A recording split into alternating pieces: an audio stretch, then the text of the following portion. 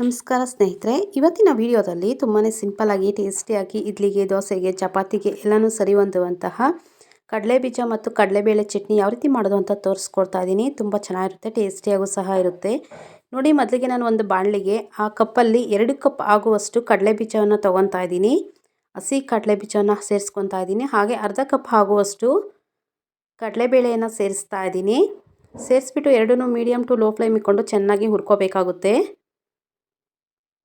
ಕಡಲೆಬೀಜ ಮತ್ತು ಕಡಲೆಬೇಳೆ ಚೆನ್ನಾಗಿ ಹುರ್ಕೋಬೇಕು. ಕಲರ್ ಸ್ವಲ್ಪ ಚೇಂಜ್ ಆಗೋವರೆಗೂ ಚೆನ್ನಾಗಿ ಹುರ್ಕೋಬೇಕು. ನೋಡಿ, ಹುರ್ಕೊಂಡಿದ್ದೀನಿ ನೀಟಾಗಿ. ಎರಡೂ ಅಷ್ಟೇ ಚೆನ್ನಾಗಿ ಹುರ್ಕೊಂಡಿದ್ದೀನಿ. ಕಡಲೆಬೀಜ ಎಲ್ಲ ಚಟಪಟ ಅನ್ನುತ್ತೆ, ಅದುವರೆಗೂ ಚೆನ್ನಾಗಿ ಹುರ್ಕೋಬೇಕಾಗುತ್ತೆ, ಹಸಿ ಸ್ಮೆಲ್ ಹೋಗೋವರೆಗೂ. ನಾನು ಯಾವ ಕಪ್ಪಲ್ಲಿ ಕಡಲೆಬೀಜ ಹಾಕ್ಕೊಂಡಿದ್ದೀನೋ ಆ ಕಪ್ಪಲ್ಲಿ 1 ಕಪ್ ಆಗುವಷ್ಟು ಕೊಬ್ಬರಿಯನ್ನು ಸೇರಿಸ್ತಾ ಇದ್ದೀನಿ. ಹಸಿ ಕೊಬ್ಬರಿ, ಸ್ವಲ್ಪ ಹುಣಸೆ ಹಣ್ಣು, ಸಣ್ಣ ನೆಲ್ಲಿಕಾಯಿ ಗಾತ್ರದಷ್ಟು, ಹಾಗೆ ನಮ್ಮ ಖಾರಕ್ಕೆ ಅನುಗುಣವಾಗಿ 7ರಿಂದ 8 ಒಣಮೆಣಸಿನ್ಕಾಯಿ, ಹಾಗೆ 1 ಗಡ್ಡೆ ಆಗುವಷ್ಟು ಬೆಳ್ಳುಳ್ಳಿ, ಹಾಗೆ 1 ಗಡ್ಡೆ ಈರುಳ್ಳಿ. ಇದಕ್ಕೆ ಒಂದು 2 ಚಮಚ ಆಗುವಷ್ಟು ಎಣ್ಣೆಯನ್ನು ಸೇರಿಸ್ತಾ ಇದ್ದೀನಿ. ನೀವು ಹಸಿಮೆಣಸಿನ್ಕಾಯಿ ಬೇಕಾದರೂ ಸೇರಿಸ್ಕೋಬೋದು. ಇಲ್ಲಿ ನಾನು ಒಣಮೆಣಸಿನ್ಕಾಯಿನ ಬಳಸಿದ್ದೀನಿ. ನೀವು ಬೇಕು ಅಂದರೆ ಇಲ್ಲಿ ಹಸಿಮೆಣಸಿನ್ಕಾಯಿನೂ ಅಷ್ಟೇ ಬಳಸ್ಕೋಬೋದು. ಇವನ್ನೆಲ್ಲ ಹಾಕ್ಕೊಂಡು ಸ್ವಲ್ಪ ಫ್ರೈ ಮಾಡ್ಕೋಬೇಕಾಗುತ್ತೆ ಲೈಟಾಗಿ.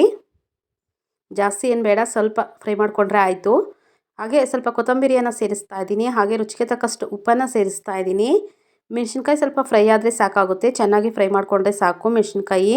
ಹಾಗೆ ಅದೇ ಕಪ್ಪಲ್ಲಿ 1/4 ಕಪ್ ಆಗುವಷ್ಟು ಕಡಲೆಪಪ್ಪನ್ನು ಸೇರಿಸ್ತಾ ಇದ್ದೀನಿ. ನೋಡಿ, ಇವೆಲ್ಲ ಹಾಕ್ಕೊಂಡು ಸ್ವಲ್ಪ ಫ್ರೈ ಮಾಡಿಕೊಂಡ್ರೆ ಆಯಿತು. ನೋಡಿ, ಎಲ್ಲ ಫ್ರೈ ಆಗಿದೆ ನೀಟಾಗಿ. ಮೆಣಸಿನ್ಕಾಯಿ ಸ್ವಲ್ಪ ಹಸಿ ಸ್ಮೆಲ್ ಹೊರಟೋದ್ರೆ ಸಾಕಾಗುತ್ತೆ. ನೋಡಿ, ಫ್ರೈ ಆಗಿದೆ. ಈಗ ಇದನ್ನು ತಣ್ಣಕ್ಕೆ ಆಗೋಕ್ಕೆ ಬಿಡ್ತಾ ಇದ್ದೀನಿ. ಒಂದು 5ರಿಂದ 10 ನಿಮಿಷ ತಣ್ಣಕ್ಕೆ ಆದಮೇಲೆ ಒಂದು ಜಾರ್ಗೆ ಸೇರಿಸ್ಕೊತಾ ಇದ್ದೀನಿ. ಎಲ್ಲನೂ ಅಷ್ಟೇ ಒಂದು ಜಾರ್ಗೆ ಹಾಕ್ಕೊಂಡು ಸ್ವಲ್ಪ ನೀರನ್ನು ಸೇರಿಸ್ಕೊಂಡು ನುಣ್ಣಗೆ ರುಬ್ಕೋಬೇಕಾಗುತ್ತೆ. ಉಪ್ಪು ಟೇಸ್ಟ್ ನೋಡಿಬಿಟ್ಟು ಸಾಲಿಲ್ಲ ಅಂದರೆ ಒಂಚೂರು ಹಾಕ್ಕೊಂಡ್ರೆ ಆಯಿತು. ನೋಡಿ, ಎಲ್ಲನೂ ನೀರು ಸ್ವಲ್ಪ ಸೇರಿಸ್ಕೊಂಡು ಮಿಕ್ಸಿಗೆ ಹಾಕ್ಕೋಬೇಕಾಗುತ್ತೆ. ಹಾಗೆ ನನ್ನ ವಿಡಿಯೋ ಇಷ್ಟ ಆದರೆ ಸಬ್ಸ್ಕ್ರೈಬ್ ಆಗಿ, ಹಾಗೆ ಒಂದು ಲೈಕ್ ಮಾಡಿ. ನೋಡಿ, ಈಗ ಎಲ್ಲ ಸೇರಿಸ್ಕೊಂಡು ಒಂದು ಸ್ವಲ್ಪ ನೀರನ್ನು ಸೇರಿಸ್ಕೊಂಡು ನುಣ್ಣಗೆ ರುಬ್ಕೊಬರ್ತೀನಿ. ಇಡ್ಲಿಗೆ, ದೋಸೆಗೆ, ಚಪಾತಿಗೆ ಎಲ್ಲನೂ ಸರಿ ಹೊಂದುತ್ತೆ. ಕೊಬ್ಬರಿ ಎಲ್ಲ ನುಣ್ಣಗೆ ಆಗೋವರೆಗೂ ನುಣ್ಣಗೆ ರುಬ್ಕೊಂಬರ್ತೀನಿ. ರುಬ್ಕೊಂಬಂದ್ಬಿಟ್ಟು ಒಂದು ಬಟ್ಲಿಗೆ ಸೇರಿಸ್ಕೊತಾ ಇದ್ದೀನಿ. ನೋಡಿ, ಸ್ವಲ್ಪ ನುಣ್ಣಗೆ ರುಬ್ಕೊಂಡಿದ್ದೀನಿ. ಕೊಬ್ಬರಿ ಹಾಕಿರೋದ್ರಿಂದ ಸ್ವಲ್ಪ ನುಣ್ಣಗೆ ರುಬ್ಕೊಂಡ್ರೆ ಚೆನ್ನಾಗಿರೋದು ಟೇಸ್ಟ್ ಅನ್ನೋದು. ಈಗ ಇದಕ್ಕೆ ಒಂದು ಸ್ವಲ್ಪ ಸಿಂಪಲ್ಲಾಗಿ ಒಂದು ಒಗ್ಗರಣೆ ಕೊಟ್ಕೊಂಡ್ರೆ ಆಯಿತು, ರೆಡಿ ಆಗುತ್ತೆ ಚಟ್ನಿ. ಸಿಂಪಲ್ಲಾಗಿ ಮಾಡ್ಕೊಬೋದು, ಬೇಗನೂ ಮಾಡ್ಕೊಬೋದು. ಟೈಮ್ ಇಲ್ಲ ಅಂದಾಗೂ ಅಷ್ಟೇ ಬೇಗನೂ ಆಗುತ್ತೆ.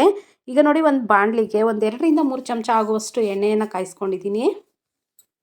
ಈಗ 1/4 ಟೀ ಚಮಚದಷ್ಟು ಸಾಸಿವೆನ ಸೇರಿಸ್ತಾ ಇದ್ದೀನಿ. ಸಾಸಿವೆ ಚಟಪಟ ಅಂತ ಸಿಡಿದ ಮೇಲೆ ಇದ್ದರೆ ಸ್ವಲ್ಪ ಕರಿಬೇವನ್ನು ಸೇರಿಸ್ಕೋಬೋದು. ನಾನು ಕರಿಬೇವೇನು ಹಾಕಿಲ್ಲ. ಹಾಗೆ 1 ಗಡ್ಡೆ ಆಗುವಷ್ಟು ಈರುಳ್ಳಿಯನ್ನು ಸೇರಿಸಿದ್ದೀನಿ, ಸಣ್ಣದಾಗಿ ಕಟ್ ಮಾಡಿಬಿಟ್ಟು. ಈರುಳ್ಳಿ ಎಲ್ಲ ಸ್ವಲ್ಪ ಕಲರ್ ಚೇಂಜ್ ಆಗೋವರೆಗೂ ಚೆನ್ನಾಗಿ ಫ್ರೈ ಮಾಡ್ಕೋಬೇಕಾಗುತ್ತೆ. ಹಾಗಂತ ಜಾಸ್ತಿ ಸೀಸ್ಬಾರ್ದು, ಮೀಡಿಯಮಾಗಿ ಫ್ರೈ ಮಾಡಿಕೊಂಡ್ರೆ ಆಯಿತು. ನೋಡಿ, ತುಂಬ ಚೆನ್ನಾಗಿರುತ್ತೆ. ಟೈಮ್ ಇಲ್ಲ ಅಂದಾಗೂ ಅಷ್ಟೇ ಬೇಗನೂ ಮಾಡ್ಕೋಬೋದು, ಬೇಗನೂ ಆಗುತ್ತೆ. ಒಂದು ಸತಿ ಟ್ರೈ ಮಾಡಿ ನೋಡಿ, ಟೇಸ್ಟೂ ಚೆನ್ನಾಗಿರುತ್ತೆ.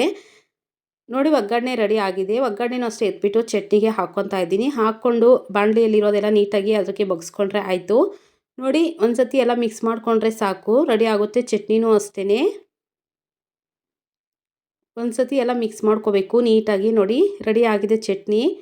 ಹೀಗೆ ಟ್ರೈ ಮಾಡಿ, ತುಂಬ ಚೆನ್ನಾಗಿರುತ್ತೆ, ಟೇಸ್ಟಿಯಾಗೂ ಸಹ ಇರುತ್ತೆ. Thank you for the watching.